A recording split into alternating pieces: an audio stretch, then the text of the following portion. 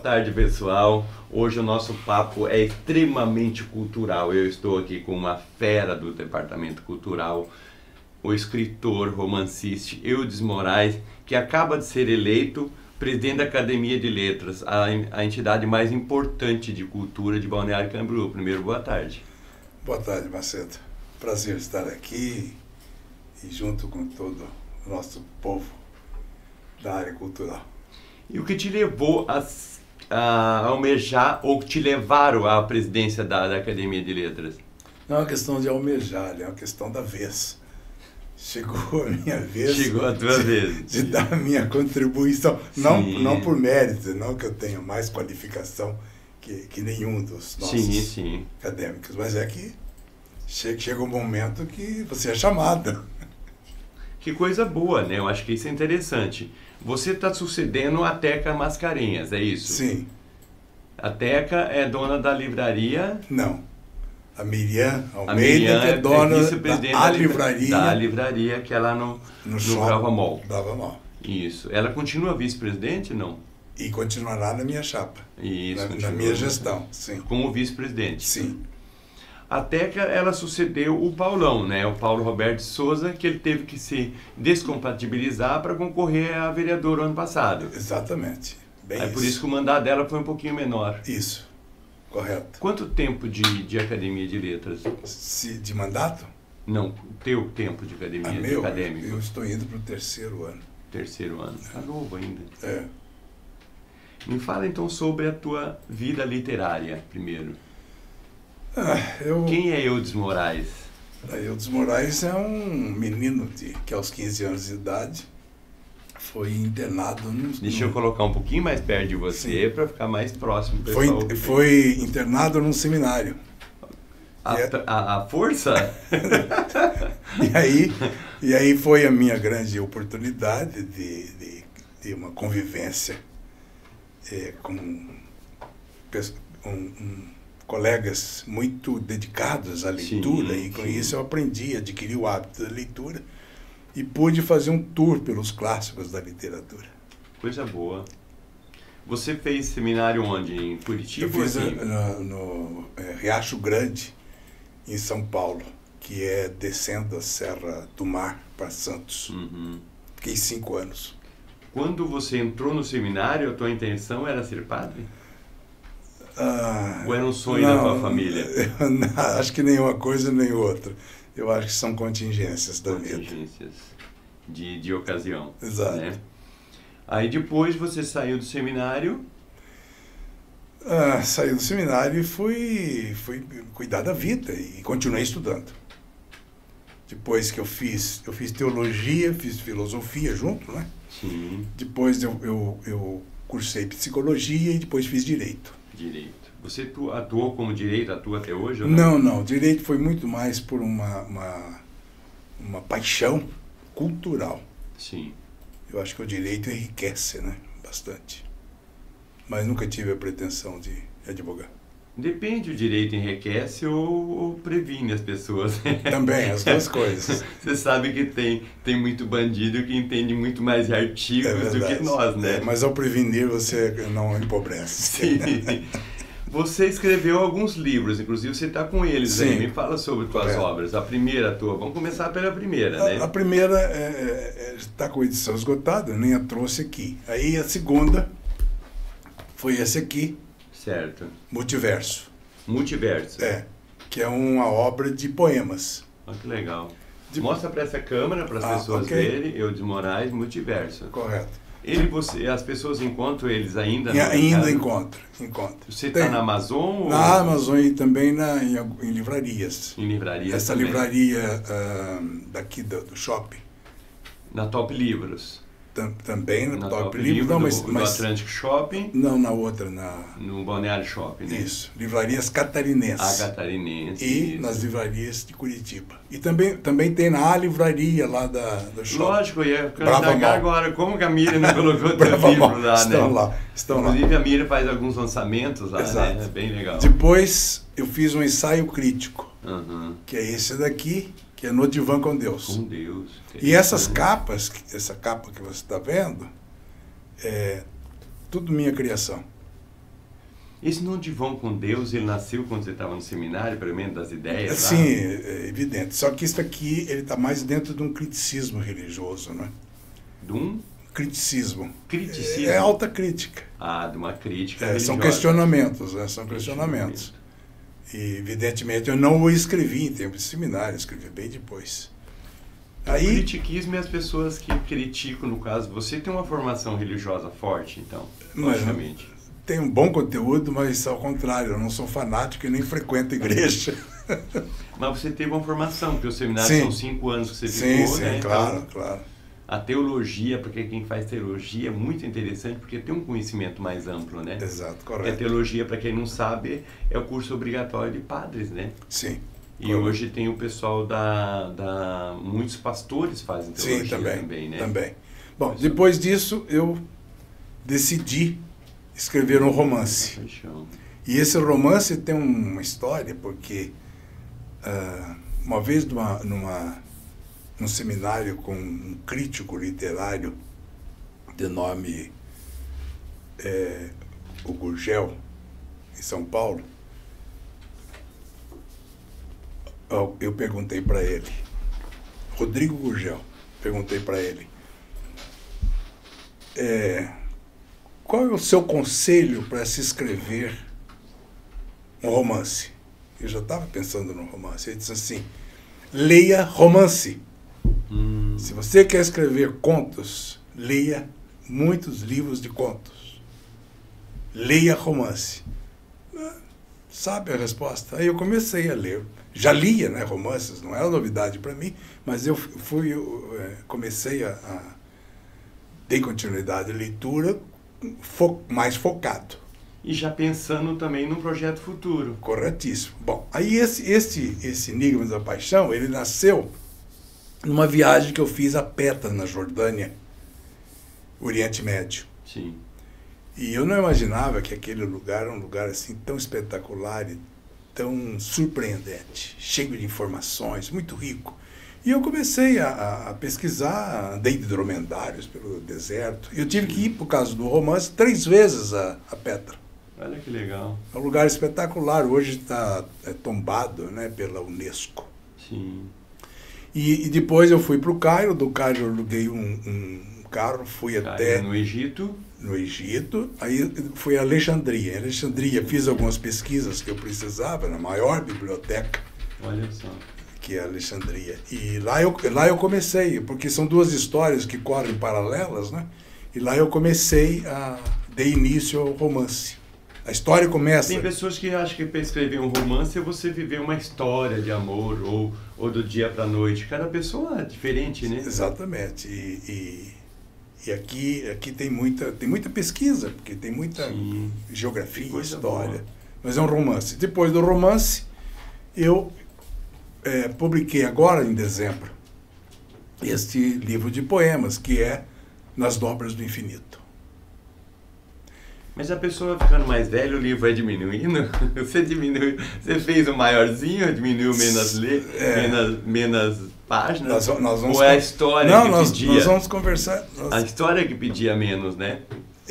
Me conta então por que já que estamos aqui. Sim, falando. É que são diferentes. Um romance, são histórias, eu criei 42 personagens.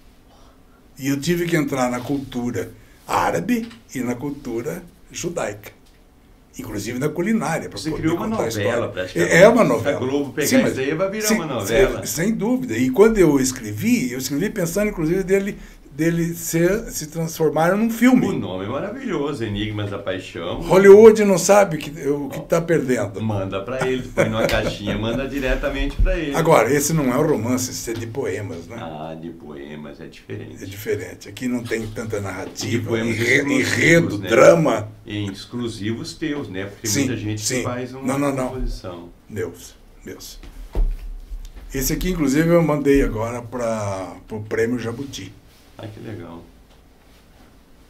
O importante é participar. Não sei o que é que vai acontecer, mas dei minha contribuição pela literatura. O poema talvez seja igual à música, o livro também, né? Você escreve 10 músicas, apesar de hoje estar bem comercial, Ele não sabe qual vai cair no gosto do povo, né? É correto. Vai estourar. É um momento, né? É um tempo. Você pesquisa tendências, né? E hoje o livro também, quando você quer ter um retorno comercial, que hoje os escritores, uma grande parte vive de suas obras, né? Sim. As pessoas acham que escritor é quem não tem nada para fazer. Não, não, ao contrário. Agora, veja, você está falando aí do time, né? Tem uma expressão no alemão que eu gosto muito, que é Zeitgeist, que é o espírito do tempo. Uhum. E é o espírito do tempo que vai determinar o gosto do povo. Exatamente. Espírito do tempo, o local onde vive, que hoje quem mora em Balneário Camboriú tem um gosto muito diferente de quem mora em Sergipe, Aracaju, em São Luís, no Maranhão. São gostos diferentes, são culturas diferentes, cultura diferente, né? Correto. Então, às vezes, as pessoas no Brasil costumam criticar a cultura diferente, Sim. né? E hoje, se você analisar, Portugal, ela tem a população de Santa Catarina. Sim.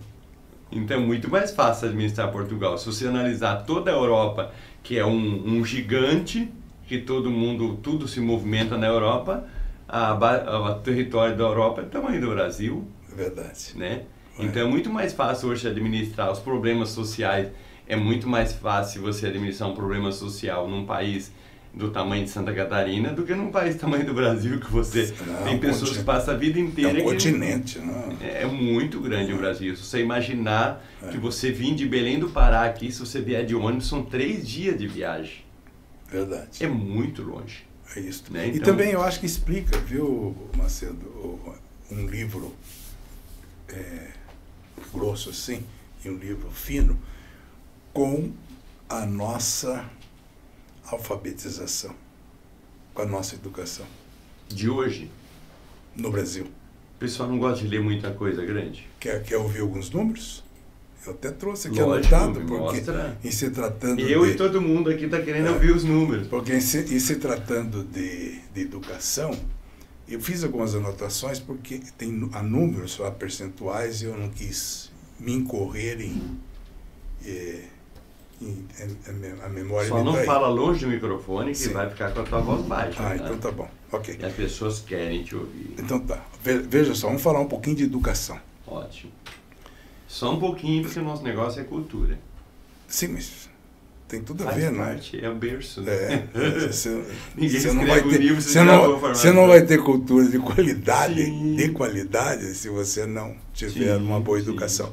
Mas vamos lá. O Enem do ano passado, 2024, ele é um termômetro da educação no Brasil. De 4,5 milhões de estudantes inscritos, apenas 3 milhões prestaram as provas. 26% desistiram no dia. Poxa vida. Bom. E ninguém sabe o motivo. Cada um tem um motivo diferente. A redação, que tem a ver com a Academia de Letras, né? Sim. A redação, só 12 estudantes atingiram a nota máxima, que é 1.000. De 3,5 milhões. De 3 milhões, só 12. Então, o percentual 0,0000. Isso aí, só 12. Agora vamos analisar esses 12. Estou falando de redação. Desses 12, só um estudante da rede de ensino público. Aí você diz, então a precariedade, o ensino está ruim só na escola pública? Não. Em 3 milhões, se 10, esses 12, nenhum estudante do sul do Brasil. Mas diz que a educação do sul do Brasil é tão boa, né? Mas todo mundo fala que o sul é nosso país. Sim, pois é, mas o Enem está aqui medindo que está faltando bons escritores do sul do Brasil. A qualidade de ensino é boa, né? Vamos falar um pouquinho, falei do Enem. Agora vamos falar aqui do Instituto Pro Livro. O Instituto Pro Livro, ele faz, de 4 em 4 anos, ele faz uma pesquisa sobre leitura. Ele chama de Retratos do Brasil. Então, o último que foi publicado foi agora, recente. Certo. Ele disse que o Brasil perdeu, nos últimos 4 anos, 7 milhões de eleitores. De 250 milhões de habitantes, perdeu 7 milhões. 7 milhões de eleitores. Mas eleitor, de fato, deve ter pedido bem mais, né? Porque as pessoas... Você vai ver aqui na sequência. De 2015 até agora, o Brasil perdeu 11 milhões de eleitores. Em 10 anos. E, principalmente, na faixa etária dos 30 aos 39 anos. 53% dos brasileiros não leem livros. Sim. Não leem nada. Se tiver um negócio que tiver 20 linhas, não leem, né? Entendeu? Não leem, né? Bom, 3,96 é a quantidade de livros, 3,96, não são 4 livros, tá? É média de livros lidos ano. Aí você me pergunta, isso é pouco? E os outros países? Na Europa e nos Estados Unidos, é de 12 a 15 livros por ano, sim, per capita. E esses 3,96 são livros inteiros, isto é, são livros que são consultados, compulsados, de pesquisa. Aí você me diz assim, mas Eudes, e livro de capa a capa, que a pessoa realmente leu? É vergonhoso. 0,82 livros per capita ano. Menos de um livro por ano. O que acontece? A pessoa, será que perde o interesse ou perde o tempo? A pesquisa revela que a maior concorrência são as redes sociais. A televisão. O besterol, né? A preguiça. E pasme você, Macedo. A pesquisa diz que as pessoas disseram na pesquisa que elas não entendem o que lê. Eu já vou falar para você sobre o analfabetismo funcional. Isso, você como presidente da Fundação Cultural, a gente sabe que, e eu como jornalista, as pessoas não estão entendendo o que leem nem o que falam, né? Corretamente. Porque elas estão falando assim, hoje nas redes sociais, as pessoas falam coisas absurdas, não sabem nem o que está falando para o mundo. E não sabe escrever, né? Nossa. E não sabe escrever. Então, continuando aqui, olha. É absurdo o que olha escrevem, aqui. Né? A pesquisa revela que nas salas de aulas, como um lugar de leitura, em 2007, eram 35% dos estudantes que viam na sala de aula uma oportunidade de leitura. Isso caiu agora, na última, aqui, recente, para 19%. Bom, vamos falar um pouquinho agora sobre o INAF. O que é o INAF? O INAF é o Instituto Nacional de Alfabetização Funcional. Certo. De analfabetismo funcional. E esse INAF, ele diz que 29% da população brasileira é analfabeta funcional. Que responde aí a tua pergunta. Quando você diz assim, mas as pessoas não entendem o que falam e não entendem o que escreve. E não entendem o que lê. Funcional é aquele que pensa, ele tem um diploma e está na gaveta, mas no conteúdo dele não tem nada. Você vai ver aqui agora. 34% dos brasileiros alcançaram o nível elementar de alfabetismo. 3 entre 10 brasileiros são analfabetos funcionais. 10%, apenas 10% da população tem a chamada proficiência na língua portuguesa. Conhecimento pleno. 12% dos que concluíram curso superior são considerados analfabetos funcionais. Mesmo no curso tem curso superior, mas não sabe fazer a interpretação de um texto.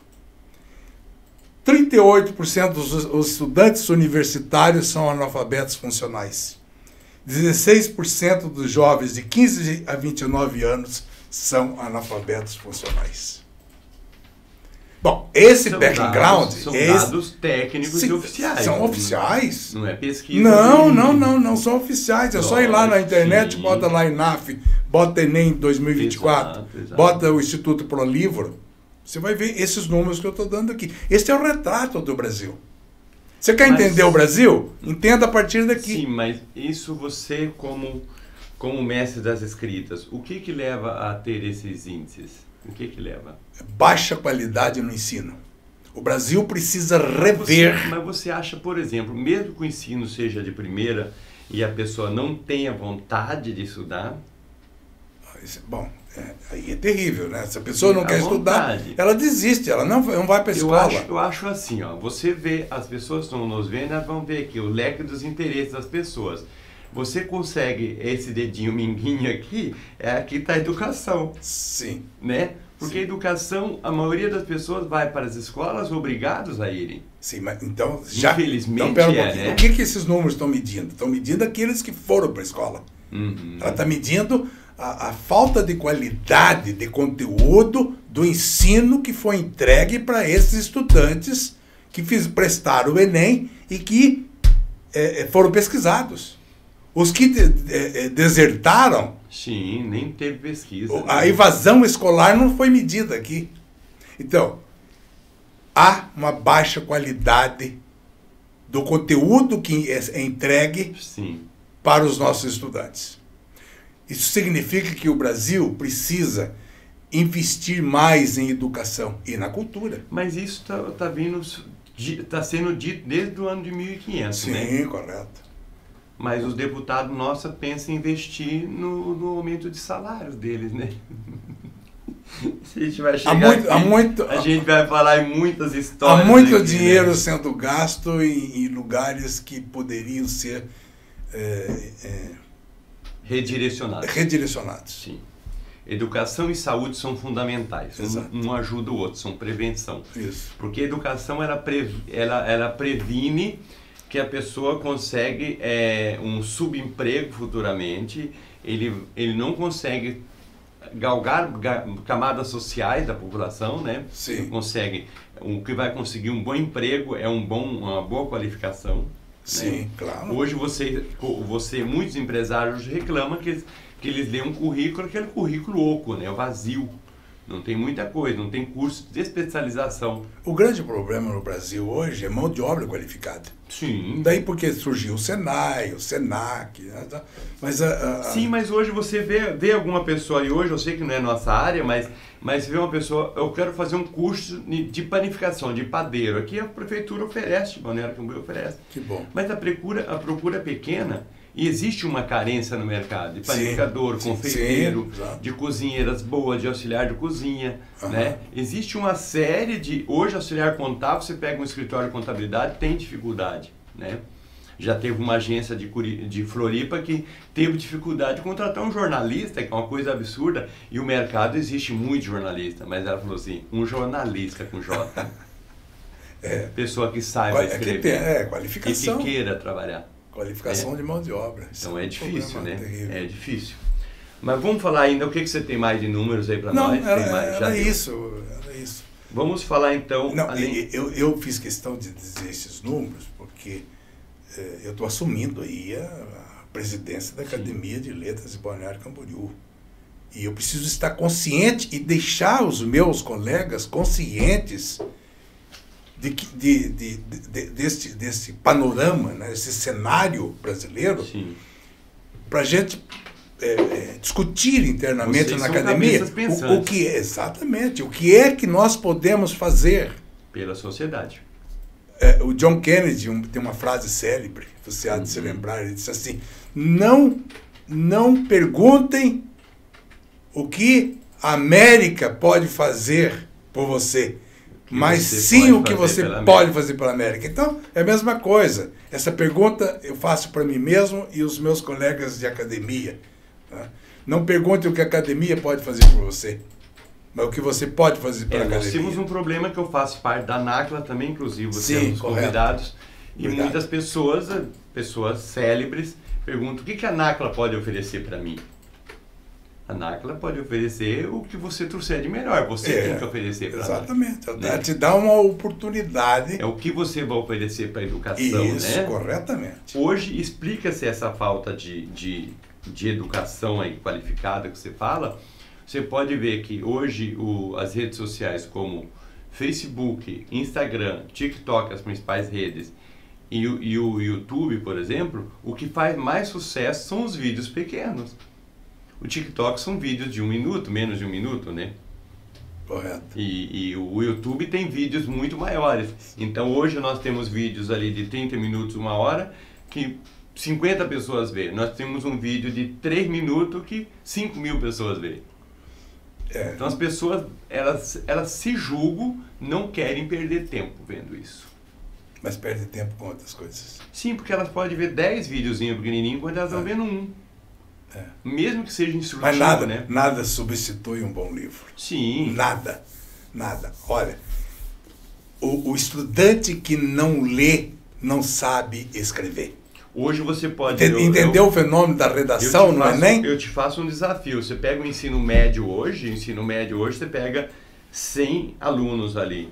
Duvido que você encontra 10 que gostem de ler livros. Duvido. É hábito. Hábito. Gosto, né? Mas vamos falar sobre... E a formação do hábito da leitura, geralmente, não é o professor em escola, em sala de aula. É dentro de casa. E quem lê? A mãe.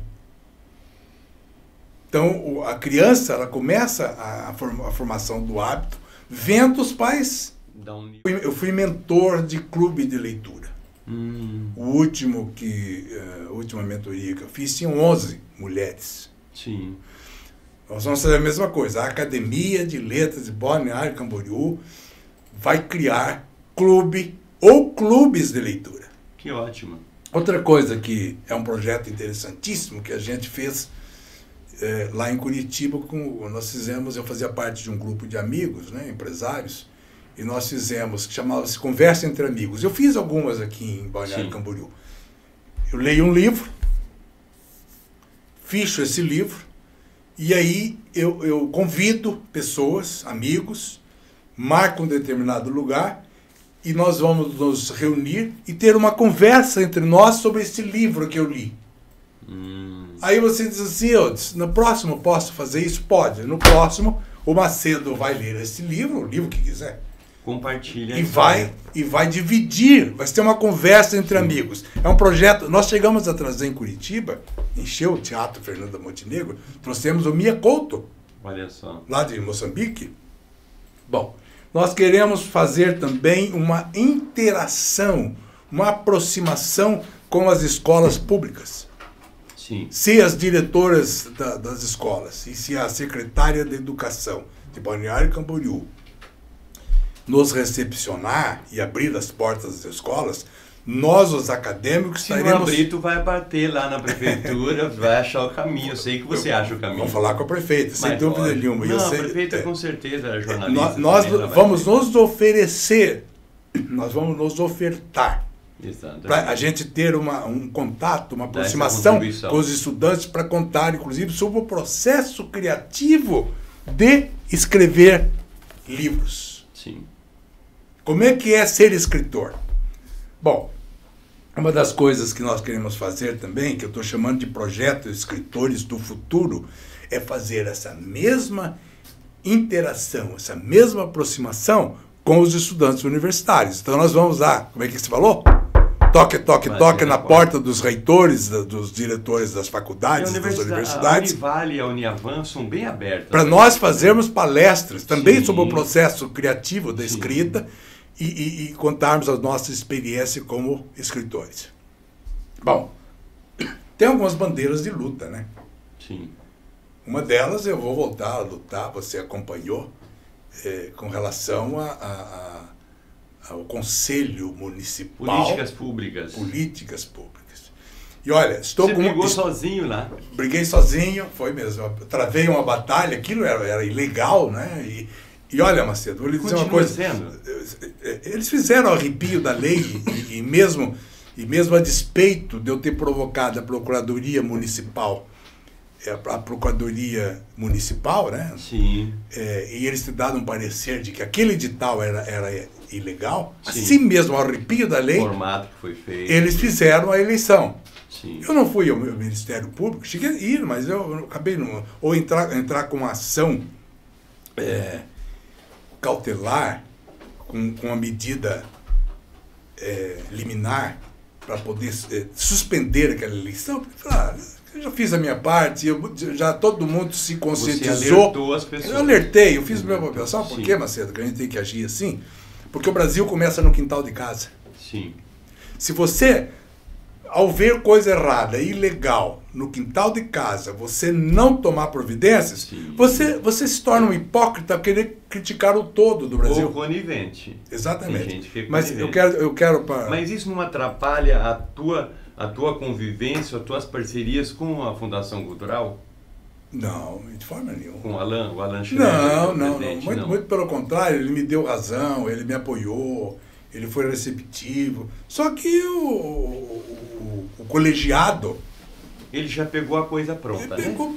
Pegou pronto. Ele é um edital que... inclusive, a alterar, né? Sim, exatamente, correto. É um edital que vem aí há 10 anos sendo feito desse jeito. E eu mostrei que está ilegal. E ninguém teve esse olho jurídico igual você teve. É totalmente ilegal, na contramão da lei e do decreto, mas paciência. As pessoas querem fazer o errado. Mas é que daí as pessoas veem a cultura com um olhar mais romântico, não técnico e jurídico como você viu. Não, é romântico, não deixa de ser romântico. A arte é a arte, né? A vida imita a arte, a arte imita a vida. Todos veem, sim, né? mas a gente não pode deixar aí não se preocupa de fazer muito com detalhes, o papelzinho ali. Mas precisa, se tem um decreto, e se tem hoje uma lei. Tantas leis Paulo Gustavo, lei Aldir Blanc, né? As pessoas te incentiva a cultura. Sim. Mas veja só, é como você é um condômino, você muda para um apartamento, primeira coisa que você tem que fazer é pedir a convenção, o regimento interno, ler. O que você pode ou não pode fazer. É a mesma coisa. Você está num conselho, como é que você não conhece o regimento interno e a lei? Sim. Bom, eu quero dividir com você, não é em primeira mão, porque eu sentei com o presidente da Fundação Cultural, né, o Alan Schroeder, o Alan Schroeder, e ele apoiou, gostou muito, e eu já elaborei um anteprojeto de lei. E não pensando só na Academia de Letras, mas pensando em todos os segmentos culturais da cidade. Todos, indistintamente. Lógico. Todos. Que é... Eu já enviei esse anteprojeto para a vereadora Cissa. Um projeto bom quando ele tem impessoalidade. Exatamente. E enviei para a vereadora Jade. Ótimo. Vou lhe contar o que é esse... São duas ótimas vereadoras. Já tiveram aqui, sentadinha aqui onde você está. Eu estudei diversos municípios que têm essa lei. E fui pesquisar e não encontrei Balneário Camboriú. De todos esses municípios, e isso demanda tempo, né, para você estudar isso tudo, eu elegi 5 municípios. 5. Peguei lá, Rio de Janeiro, Florianópolis, Caxias do Sul, eu não me lembro o outro. E fiz uma consolidação. Eu não inventei a roda. Sim. Aplicável para Balneário Camboriú. Ótimo. Como é que é? Em síntese, é uma lei de incentivo à cultura, permitindo que os contribuintes de ISS e de IPTU que se cadastrarem na Secretaria da Fazenda possam se tornar patrocinadores de projetos culturais que forem aprovados por uma comissão designada pela Fundação Cultural de Balneário Camboriú. Do estilo do PIC. Só que o PIC é um municipal. Incentivo Cultural Estadual, ele trabalha só com o ICMS. Isso. E você vai criar um para trabalhar municipal. com o ISS, que é a principal renda de Balneário. Ah, do IPTU. E IPTU. Do IPTU é milhões, né? Então, o que acontece? No IPTU nós temos milhões de arrecadação, a arrecadação talvez a maior de Santa Catarina é de Balneário Camboriú. Um artista, um artesão, alguém da área da dança, da cultura, que se inscrever um projeto e for aprovado por uma comissão especializada, ele poderá procurar entre os que foram cadastrados na Secretaria da Fazenda patrocínio financeiro para o seu projeto. Entendi. Eu tenho aqui um assunto para nós conversar mais 2 horas, né? Imagina. Mas, que sim. Nós vimos... Que seja essa a primeira de diversas. Até eu peço desculpa para as pessoas pelo atraso, Que não foi meu. Foi meu, eu assumo. Foi meu. É que nós tínhamos conversado que ia ser às 4 horas, depois ele pensou que era às 4, eu fiz o banner para as 3 horas, e fui às 3 horas. A culpa foi minha, não foi sua. Mas a cabeça trabalha muito, a gente acaba acontecendo isso. Mas isso, eu acho que as portas do Litoral News, nós estamos 16 anos no mercado.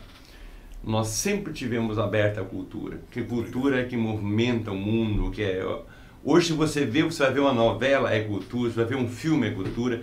Todas as grandes obras de cinema nasceram de um livro. Sim. De um livro. Sim. Shakespeare, quem foi William Shakespeare? As pessoas pensam, poxa, William Shakespeare é um escritor, começou como você, começou outro. Sim. Né? As obras dele, de Paulo Coelho, as grandes obras, a maioria das novelas brasileiras baseada em obras de livros, né? Nacionais, internacionais. Então, escrever um livro, você cria emoções, desenvolve emoções das pessoas. É, né? Verdade. Olha aqui, Hollywood, ó.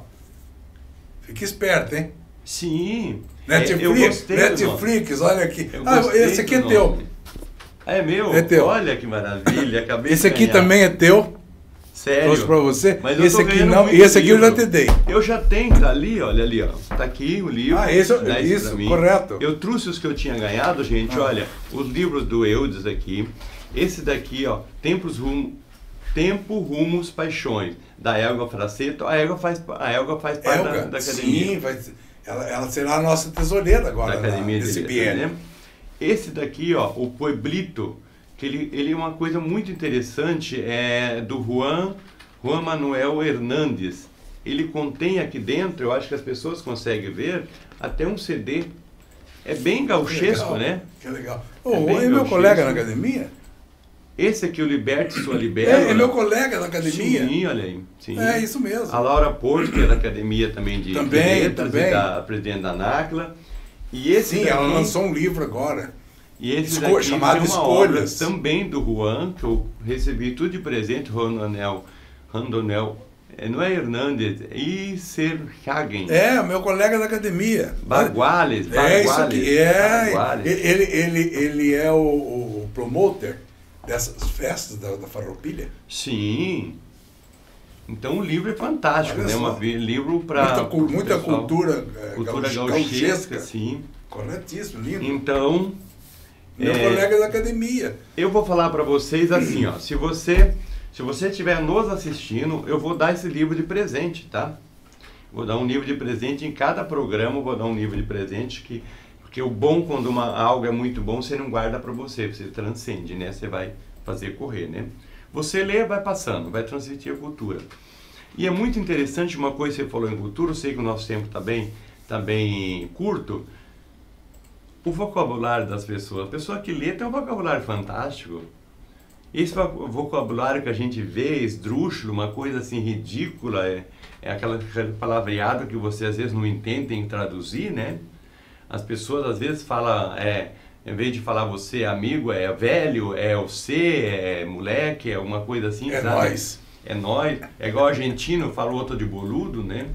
Então, são sempre aquelas coisas, Acontece, né? Macedo, porque veja bem, isso reflete na redação depois. A pessoa que Lógico, lê, não tem conteúdo. A pessoa que lê, digamos assim, não é verdade, mas vamos dizer que mesmo por osmose, a pessoa ela está aprendendo ortografia. Lógico, você aprende escrevendo. Ela aprende a escrever, ela aprende pontuação. Porque ela está lendo, ela vê que tem uma vírgula ali, né? Qual é a função daquela vírgula, um ponto e vírgula, a interjeição, a exclamação. Ela vê estilo, ela vê ideias. E ao ler, você dá input. Você armazena no teu cérebro imagens e ideias. Aí quando você vai escrever, você tem pastas e subpastas aqui, olha. É a mesma coisa se eu falar para você agora, me fala sobre Alexandria. Você vai tecer uma história sobre Alexandria que você viveu, você conheceu. Correto. Você só pode falar aquilo que você conhece. Isso mesmo. Não que os outros falaram. Mas você viaja através dos livros. Sim. Você pode não conhecer um determinado lugar Mas ao ler, olha que Petra. Eu nunca fui a Petra. Leia esse livro. Sim. Você vai fazer uma viagem, isso aqui é uma viagem pelo Oriente Médio. É como se você estivesse em cima, sobrevoando aquela região num tapete mágico. Esse teu livro, ele vai para Foz do Iguaçu depois que eu ler, tá? Que legal. Minha irmã estava aqui essa semana, ela é apaixonada por romances. Ela gosta muito, eu tenho certeza que ela vai adorar. Que bom. E eu, dentro do meu possibilidade, do meu tempo, eu vou ler. Você sabe que a gente não tem tanto tempo, né? Mas a gente arruma tempo, administra, né? Mas olha, minhas palavras finais, viu, Isso. Macedo? Manda um recadinho aqui nessa câmara para as pessoas. Não, de agradecimento aos meus colegas por estarem me homenageando. Homenageando o meu trabalho, imaginando aí, prestigiando, né, a minha literatura. Mas eu devo aqui também declarar que todos os ex-presidentes fizeram o seu melhor pela academia. O Paulo Roberto de Souza foi duas vezes presidente e teve um papel muito importante na academia. A Teca Mascarenhas, que está saindo agora, ela me ajudou na reforma do Estatuto, que fazia muito tempo que não se fazia. Então, nós dois trabalhamos bastante na reforma do Estatuto. E a Teca também concorreu, através dos editais que ela publicou, com o ingresso de novos acadêmicos. Olha que maravilha. Então, ela está deixando um legado muito importante para a academia. Acho que o importante é isso, legado. Agora, eu preciso interpretar o que é legado. Eu preciso de duas coisas, Macedo. Duas coisas. Eu preciso que os meus colegas me apoiem nesse plano ousado de gestão. Que não é mirabolante. É possível e é importantíssimo, eu acho, eu enxergo assim. E eu preciso de que a sociedade seja receptiva aos nossos acadêmicos, a esses projetos que nós vamos fazer, e preciso muito da tua ajuda, Macedo. Como jornalista que você é. Comigo? Colunista social, jornalista, já começou bem aqui, me trazendo aqui no estúdio de podcast. Lógico. Mas eu preciso da ajuda, o apoio de toda a sociedade, todas as forças vivas, todas as lideranças, todos os segmentos culturais da cidade. Dá mais amplitude, né? Exato, para que junto, porque não adianta, sozinho você não faz nada. Não. Mas eu estou disposto, estou estendendo as minhas mãos em busca de todas as mãos. Bom. Muito obrigado. A minha você já tem. Muito obrigado, Marcelo. Obrigado mesmo. Eu sei disso. Obrigado, Eudes Moraes. Obrigado. Para quem quer te seguir no Instagram é Eudes Moraes Arte e Letras. .arte ou arte letra?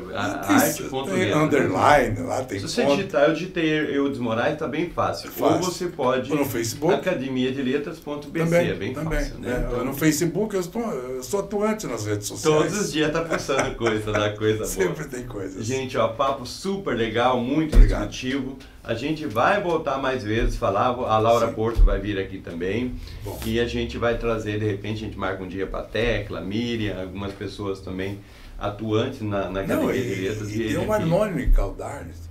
Sim. O Arnone é meu colega na academia e o Arnone é best-seller. Olha só. Ele já está na casa aí de 1.200.000 livros do Ative a Sua Mente. Ele foi convidado agora, ele é palestrante no Brasil, ele não tem muito tempo, ele foi convidado agora para fazer uma palestra no Japão. Que maravilha. E ele tem muita coisa para conversar com você. Vou trazê-lo aqui, já teve convite. Anônio, já está convidado. Anônio, tá aqui, ó. Eu como presidente já estou trabalhando. Nem fui empossado ainda, hein? De repente a gente cria um programa cultural e você vai ser o primeiro entrevistado do Eudes. Já imaginou? Que legal. Tá legal também. O espaço está aqui. Obrigado. Eudes. Obrigado por você ficou conosco até agora. Você teve que esperar um pouquinho mais. Mas chama lá no nosso Instagram ou no Instagram Nós vamos republicar esse vídeo no YouTube, tá? Ele tá no YouTube também. Depois a gente republica. Você manda lá no YouTube Eu quero um livro do Eudes Moraes, ou qualquer um, a gente vai mandar o livro para você com todo o prazer. Mas eu vou só um livro, tá, gente? Eu não tenho muitos aqui, que senão todo mundo ganha. Gente, obrigado. Até a próxima entrevista, o nosso próximo podcast. Valeu. Obrigado.